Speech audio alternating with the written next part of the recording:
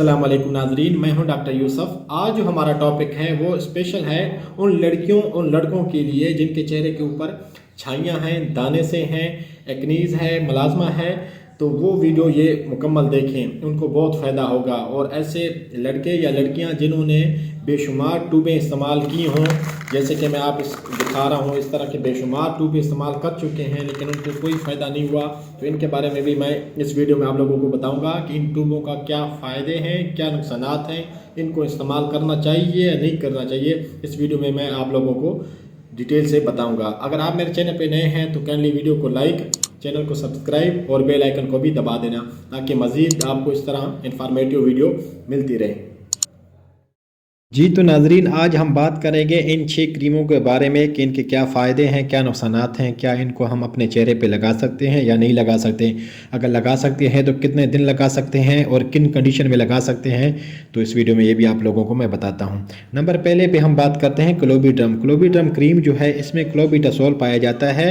ये जो है कॉर्टिकोस्टेरॉइड है, यानी ये भी स्टेरॉइड है एक किस्म का।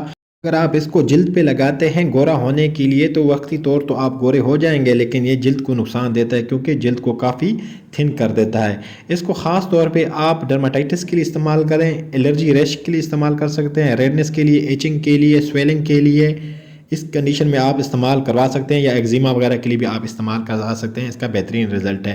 नंबर दूसरे पे आता है बिटनोवेट एन क्रीम। बिटनोवेट एन क्रीम जो है ख़ास तौर पे इसमें बीटामेथासोन और न्यूमाइसिन पाया जाता है।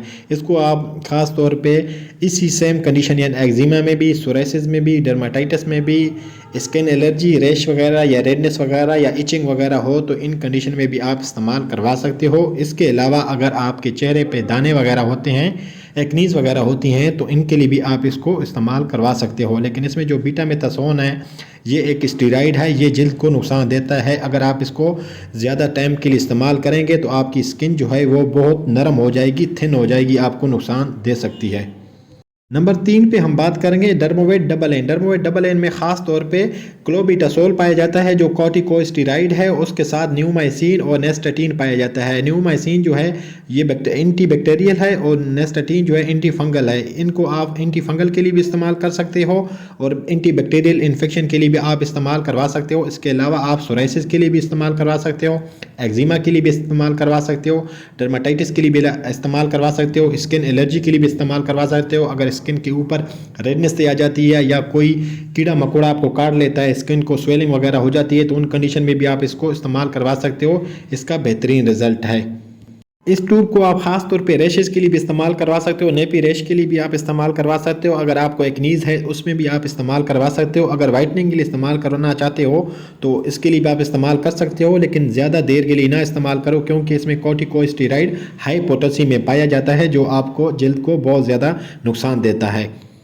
नंबर 4 पे हम बात करेंगे क्लोबिडम डबल एन। ये भी सेम चीज़ है, डर्मोवेट डबल एन या क्लोबिडम डबल एन सेम चीज़ है, सिर्फ कंपनी का फ़र्क है। वो कंपनी जो है एक एडको कंपनी है, एक जीएसके कंपनी है, बाकी सेम फंक्शन है दोनों का।